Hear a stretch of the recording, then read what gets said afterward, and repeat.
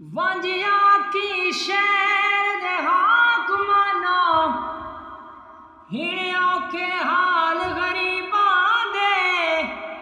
कुछ सोच समझ के फैसले कर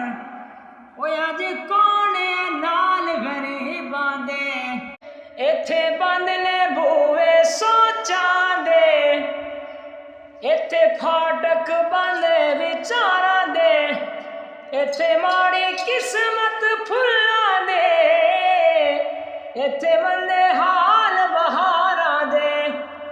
इत्थे माड़ी किस्मत फुल्लां दी